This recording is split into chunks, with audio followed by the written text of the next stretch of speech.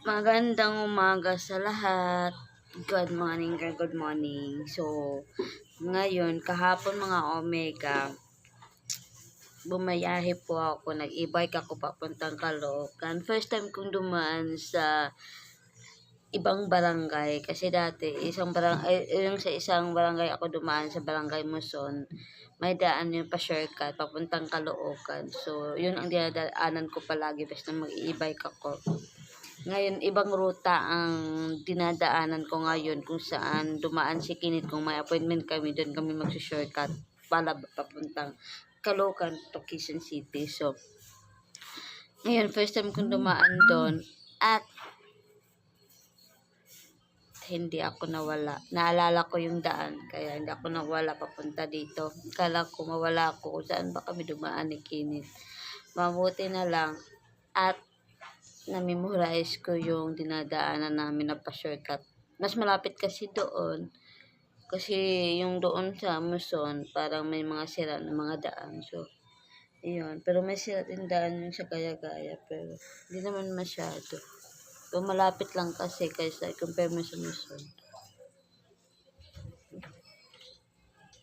At yun mga Omega. Umuwi ako na Caloocan dahil ngayon aalis kami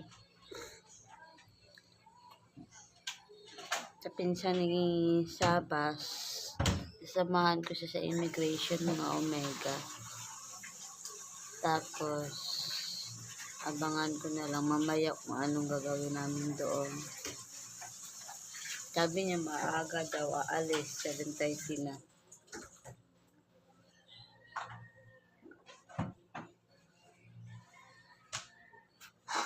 Yan, mag-inom muna ako ng Milo mga Omega. Yan, mga Omega. Inom muna ako ng Milo para pa may laman yung tiyan ko. Tapos, sinantay kong pinsan ni Sabas. At si Sabas kasi siya ang mag-ano sa amin.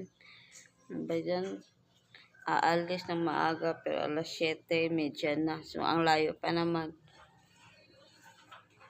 Dapat maaga dahil traffic pa. Tapos, hindi pa naka-schedule, naka-walk-in pa. Ito, ko alam kung first time ko pumunta sa immigration mga Omega. Ang purpose ko kasi kaya pumayag ako sasamahan yung pinsan ni Sabas, yung Indiano, dahil sa akin nakapangalan yung sponsorship at charot. Parang sponsorship kunuhay. Ayun. Sponsorship. Sponsor kung bakit siya nagbakasyon sa Pilipinas. So, gamit ng pangalan ko. Guys, naka-Milo na ako. Sana ba si Sabas? Sabi maagang alis.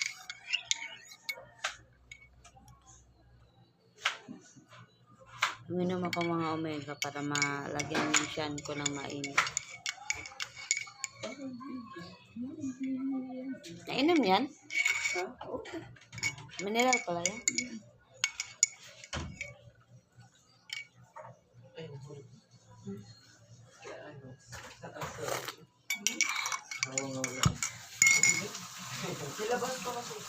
Morning everyone. Gumising na po si Manha. Sorry no, hello Manha. Hindi ka naman makita eh. Ano na? Ikaw Manha. Ito po si Manha. 31, Sabado yun ako. Mga Omega, dito na po kami sa labas ni Manha. Gusto na daw sumama si Manha doon sa lakad namin. Sama ka ba? Ay, hindi pala. Dahil nagbantay siya sa kapatid niyang maliit, si baby boy, si Mohamed. Hindi ko pa nakita si Mohamed.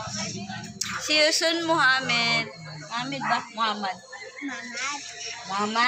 Muhammad pala, hindi Mohamed. Ay, fiesta pala dito. Fiesta. Pista dito. Happy Fiesta San Roque, August 16. Saan Pesta ka na? kayo. Pesta. Pesta celebration. Kainan. Sabi mo na mag-pesta pa siya. Yan guys. Gusto ni Manha mag-ikot-ikot kami. Kaso naka-charge ako. Hindi pwede. Lubat. Tanggalin mo na lang.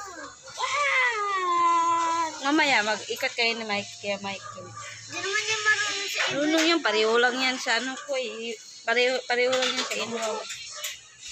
Marilis nga yan. Dahil yan lang ang ginagalaw mo. Yung ano lang. Nabila. Ito ang gusto ko. Pilin kay Kasi Papa. makaupo pa tayo ng maayos, no? Doon, di tayo makaupo ng maayos. Sikap-sikap. Ito po yung e-bike ni Manha, mga Omeka.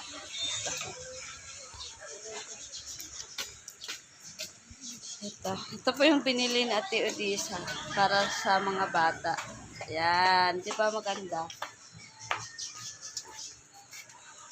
Dalawa lang, mga pambata lang talaga. Naka-drive na ako dito, nagkit-ikot kami. Ito, Maliit lang yung ano nila, yung denometer. Denometer, ito yung tawag dito.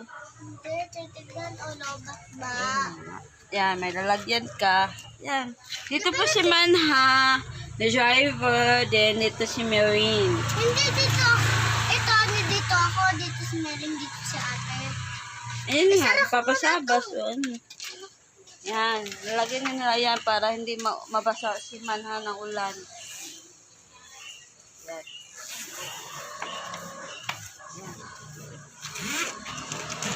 Okay. Let's go. Okay na po yung e-bike naman ha.